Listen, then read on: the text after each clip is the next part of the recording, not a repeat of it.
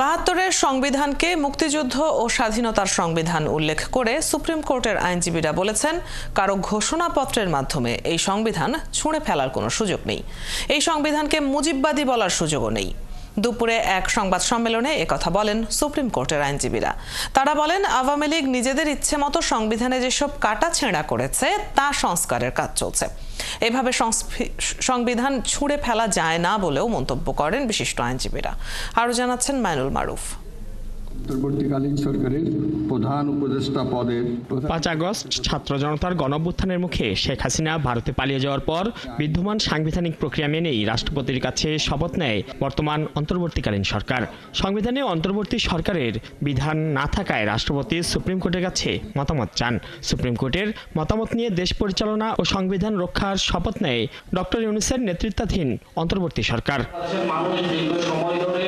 এরই মধ্যে জুলাই গণঅভ্যুত্থানে প্রোক্লেমেশন বা ঘোষণাপত্রের কর্মসূচি দিয়েছে বৈষম্য বিরোধী ছাত্র আন্দোলন ও নাগরিক কমিটি। এই ঘোষণাপত্রে ৭২-এর সংবিধানকে মুজিববাদী সংবিধান উল্লেখ করে সেই সংবিধানের কবর রচনার কথা বলছেন তারা। সুপ্রিম কোর্টের জ্যেষ্ঠ আইনজীবী ব্যারিস্টার জ্যোতির্ময় বড়ুয়া বলেন, এই সংবিধানকে মুজিববাদী সংবিধান বলে ছুঁড়ে ফেলার মতো কিছু নেই। সংবিধানের সংস্কারে সংস্কার কমিশন গঠন করা হয়েছে, যা নির্বাচিত সরকার এসে বাস্তবায়ন করতে পারবে বলেও জানান তিনি।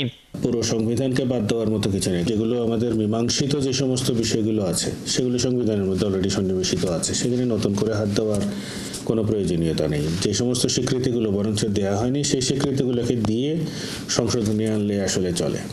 এই সংবিধানকে মুক্তিযুদ্ধ ও ৩০ লক্ষ শহীদের রক্তের বিনিময়ে পাওয়া সংবিধান উল্লেখ করে সুপ্রিম কোর্টের জ্যেষ্ঠ আইনজীবী আহসানুল করিম বলেন, এভাবে সংবিধান ফেলে দেওয়া যায় না। যে ৭২-এর যে সংবিধানটা ছিল সেটা নিয়ে কেউ কখনো উচ্চবাচ্য করেনি, কেউ কখনো বলেনি এটা স্বৈরাচারের সংবিধান, এটা কোনো বিশেষ ব্যক্তির সংবিধান। হ্যাঁ, এটা সত্যি যে স্বাধীনতার পরে বহুবার এখানে কাটাছাড়া করা হয়েছে, তার ফলে যে যার মতো এই সংবিধানকে ক্ষত বিক্ষত করেছে তার নিজস্ব চাহিদা পূরণের জন্য।